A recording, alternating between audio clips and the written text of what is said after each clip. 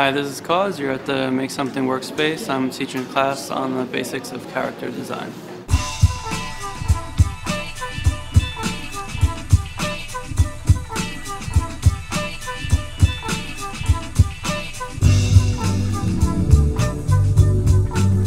One of the things I do is characters, and so they thought, oh, let's do a class on character design and maybe try to teach kids how characters could interrelate to each other and to like the environments they're in, and just to get them thinking about the bigger picture of a character. I wasn't really trying to get them to think about making toys as much as think about the things that you put on paper and then the reasons behind them, and you can start to apply that in many different things.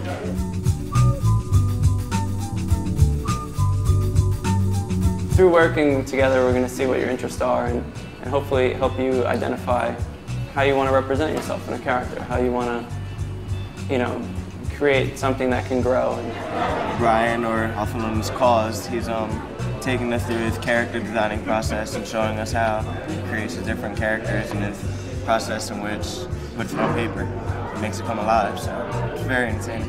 Just around all those lines, and then from that, you could see the general structure, and then you start thinking about adding more character to it. It's a father and son robotic type of picture. My father's like the main person in my life, so this would represent him, and this would represent me. I started out drawing some head, but I decided that I was going to go off of what I was kind of feeling right now, and I actually want some ice cream. So all my characters are based off ice cream cones. Other than that, I'm just getting started, trying to find some inspiration from somewhere. There were kids that I walk around, I'd see these very simple things, but when it came time to explain it, they'd have a real opinion about it, a real story behind it, and the interrelations between them. And it's fun to just, picture them imagining these worlds behind and having to explain. I think it's really hard for a kid to say to a group of 30 kids what they're feeling about what they made and have it be on the wall in front of everyone. So it's a good thing, and I think if they get feedback and encouragement or criticism, it'll make them think about it and apply it next time. This wasn't easy. I respect toy makers. It was a good experience to learn art, because I haven't drawn in years, so it was really good. I think it's a great way for people who can draw to express themselves, and I think it's a beautiful thing that people can draw and show themselves this way.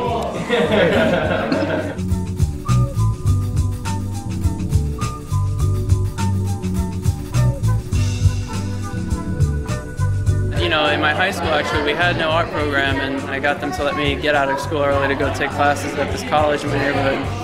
And yeah, it's a bad thing. It's a bad thing in the cities. People think of art as like football or some other. Actually, no, they don't even think of it as football, because then they'd put something behind it. They just think of it as a distraction to the curriculum of class. And I'm not speaking for all schools. Obviously, there are some schools that have a good program, but it's not something that the schools are taking seriously, and then also they don't realize how it applies to everything, every element of every article of clothing your kids are wearing, or every graphic they choose to put on. And if you were to break that down and make kids realize that they could be a part of that, they could change that in the future. If they're not liking what they're seeing, they could figure out a way and change it.